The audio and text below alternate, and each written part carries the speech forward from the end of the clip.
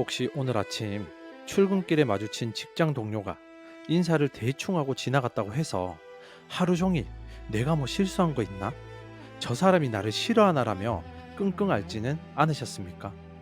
단체 카톡방에 올린 내 말에 아무도 대답이 없자 얼굴이 화끈거리고 쥐구멍에 숨고 싶어서 스마트폰만 10분마다 확인해 본 적은 없으십니까? 혹은 정말 가기 싫은 술자리인데, 정말 들어주기 싫은 부탁인데 거절하면 나를 나쁜 사람으로 볼까봐 억지로 웃으며 네 알겠습니다라고 대답하고 집에 와서 이불킥을 날린 적은 없으십니까? 만약 이 이야기들이 남의 얘기 같지 않다면 당신은 지금 관계 중독이라는 심각한 병에 걸려 있는 상태입니다. 우리는 어릴 때부터 친구들과 사이좋게 지내라, 남에게 피해 주지 마라, 둥글둥글한 게 좋은 거다라는 말을 세뇌당하며 컸죠. 그래서 당신은 믿고 있습니다. 내가 노력하면 모든 사람들이 나를 좋아할 것이라고, 내가 착하게 굴면 적이 없을 것이라고. 하지만 죄송하지만 그것은 뇌과학적으로 불가능한 망상이자 당신의 인생을 지옥으로 만드는 가장 확실한 레시피입니다. 2026년 복잡하게 얽히고 설킨 이 세상에서 당신이 우울증에 걸리지 않고 호구 잡히지 않고 살아남기 위해 반드시 필요한 것은 사랑받을 결심이 아니라 바로 미움받을 용기입니다. 반갑습니다. 여러분의 꿈속에 들어가 함께 억지로 걷게 만드는 꿈을 걷는 자입니다. 아니 그래도 사람 사는 세상인데 적을 만들면 안 되지 않느냐. 인맥이 곧 돈이라는데 다 잘 지내야 성공하는 거 아니냐라고 반문하고 싶으실 겁니다. 물론 원만한 인간관계는 중요합니다. 하지만 제가 경계하는 것은 건강한 관계가 아니라 타인의 인정에 목숨을 거는 인정 중독입니다.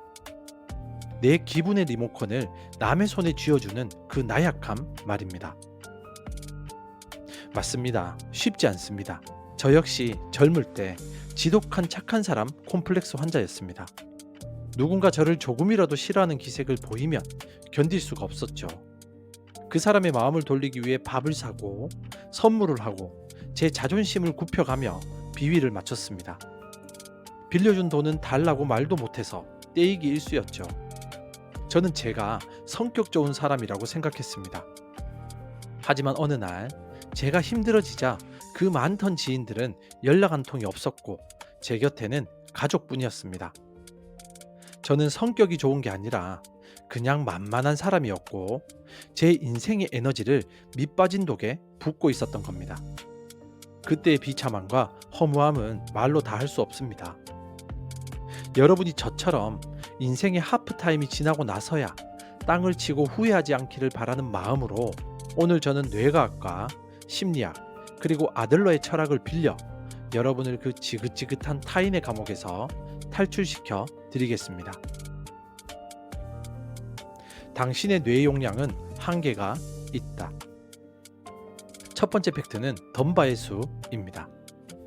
영국의 인류학자 로빈 덤바 교수는 뇌 크기와 사회적 그룹의 크기를 연구한 결과 인간이 진정으로 관계를 맺고 관리할 수 있는 친구의 최대치는 150명이라는 것을 밝혀냈습니다.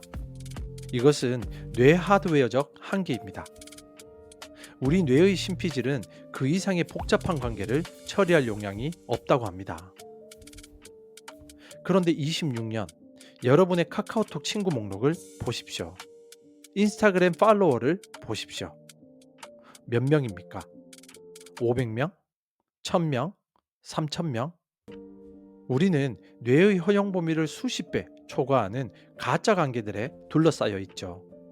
뇌과학적으로 타인의 감정을 살피고 눈치를 보고 공감하는 행위는 뇌의 포도당을 엄청나게 소모하는 고강도 노동입니다. 그런데 여러분은 이 1000명의 눈치를 다 보려고 하니 뇌가 과부하에 걸려 비명을 지르는 것입니다. 이것이 바로 만성 피로와 번아웃의 주범입니다. 뇌는 에너지가 고갈되면 가장 먼저 나 자신을 돌보는 기능을 끕니다. 남의 생일은 기가 막히게 챙기면서 정작 내 생일에는 미역국도 못 챙겨 먹고 남의 기분 나쁜 건 귀신같이 알면서 내가 우울한 건 모른 척하게 됩니다. 모두에게 좋은 사람이 되려고 하는 것은 결과적으로 나 자신에게 가장 나쁜 사람이 되는 길입니다. 당신이 챙겨야 할 사람은 150명도 많습니다. 정말 중요한 핵심 5명, 그리고 친밀한 15명. 그 외에는 그냥 아는 사람 혹은 배경화면으로 처리해야 됩니다. 그들에게 에너지를 쓰지 않는 것은 냉정한 것이 아니라 당신의 뇌를 지키는 생존 전략입니다. 미움받는 것은 뇌의 오류다. 사회적 고통과 전대상 피질. 두 번째 팩트는 뇌과학입니다. 우리는 왜 그토록 남에게 미움받는 것을 죽기보다 두려워할까요? UCLA의 매슈 리버만 교수에 따르면 우리가 사회적으로 거절당하거나 무시당했을 때 활성화되는 뇌부위는 전대상 피질입니다. 놀랍게도 이 부위는 우리가 칼에 베이거나 뜨거운 불에 데웠을 때, 즉 신체적 고통을 느낄 때 활성화되는 부위와 정확히 일치합니다. 즉 뇌의 입장에서는 너 싫어라는 말을 듣는 것과 허벅지를 칼로 찔리는 것을 구별하지 못한다는 뜻입니다. 그래서 우리는 본능적으로 미움받는 것을 생존의 위협으로 느끼고 공포에 떨게 되죠. 옛 시대에서는 무리에서 쫓겨나면 곧 맹수의 밥이 되었으니까요. 하지만 여러분, 지금은 2026년입니다. 직장 상사에게 찍힌다고 해서 사자가 와서 물어가지 않습니다. 친구가 내 뒷담화를 한다고 해서 굶어 죽지 않습니다. 여러분의 뇌는 아직도 옛 시대의 낡은 경보 시스템을 쓰고 있어서 별거 아닌 일에도 비상, 쟤가 나 싫어해, 우린 죽었어라고 오버해서 사이렌을 울리는 것입니다. 이것을 인지해야 됩니다. 아, 지금 내 마음이 아픈 건 뇌의 오류구나. 실제로 내가 다친 건 아니구나. 이 사실을 깨닫는 순간 타인의 비난은 날카로운 칼이 아니라 그저 지나가는 바람 소리가 됩니다. 미움받아도 죽지 않습니다. 심지어 밥맛은 그대로 좋습니다. 그 공포는 실체가 없는 뇌의 전기 신호일 뿐입니다. 2대 6대 2의 법칙과 과제의 분리. 아들러 심리학. 세 번째 팩트는 인간관계의 통계적 진실 2대 6대 2의 법칙입니다. 여러분이 성인군자 마더 테레사처럼 행동하든 희대의 악당처럼 행동하든 여러분을 만나는 사람들의 반응은 통계적으로 정해져 있습니다.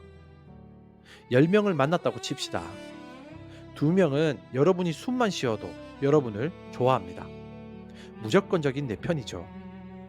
6명은 여러분에게 별 관심이 없습니다. 상황에 따라 좋아할 수도 있고 싫어할 수도 있는 중립입니다. 그리고 나머지 2명은 여러분이 무슨 짓을 해도, 심지어 여러분이 전 재산을 기부해도 위선을 떨고 있네라며 여러분을 싫어합니다. 무조건적인 안티죠. 그런데 착한 사람 콤플렉스를 가진 분들은 나를 좋아하는 2명은 소홀히 대하고 나에게 관심 없는 6명의 눈치를 보며 나를 싫어하는 2명의 마음을 돌리기 위해 인생의 90%를 씁니다. 이 얼마나 멍청하고 비효율적인 투자입니까?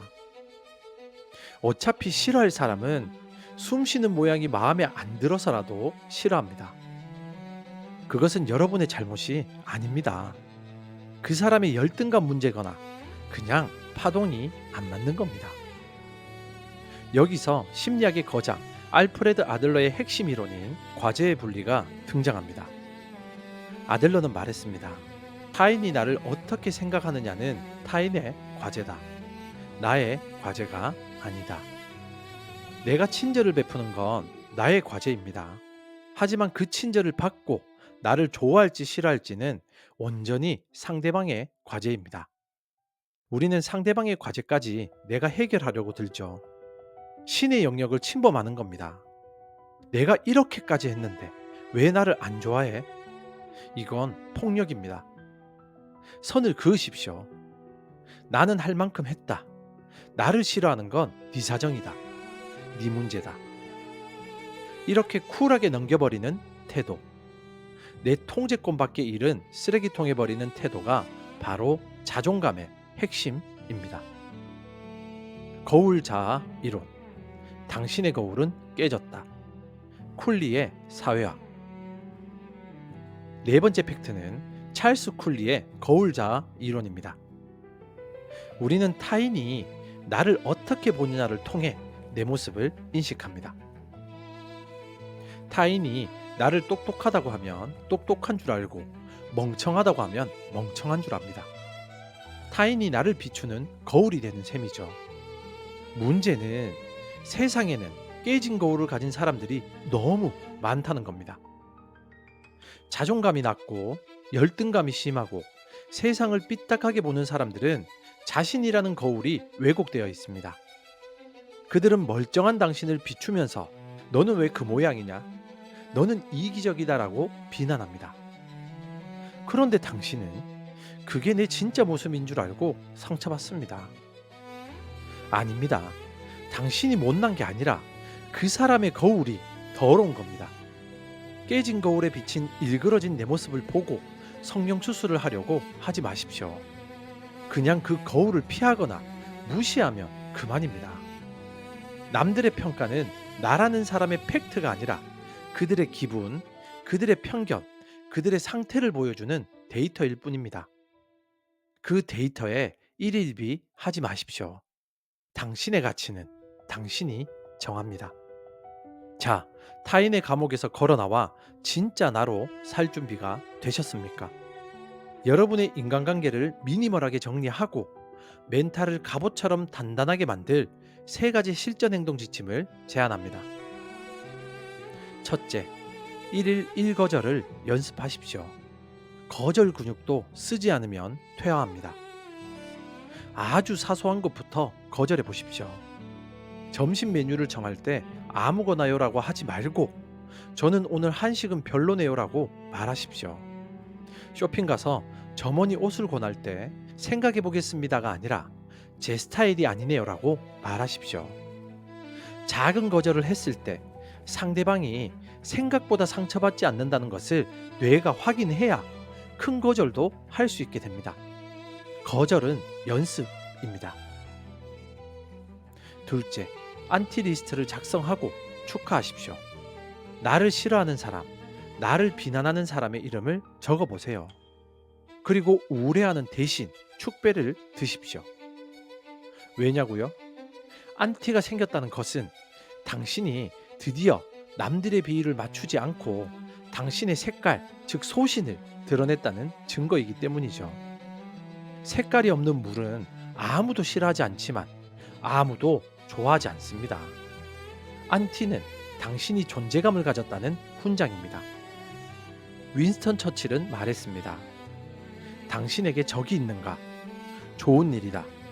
당신이 살면서 무언가를 위해 일어서 본 적이 있다는 뜻이니까. 셋째, 인간관계의 청소날을 정하십시오.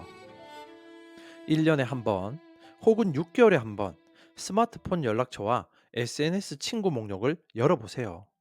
그리고 지난 1년간 연락 한 번 안 했거나 만나고 오면 기분이 나빠지는 사람, 나를 감정 쓰레기통 취급하는 사람들을 과감하게 차단하거나 삭제하십시오.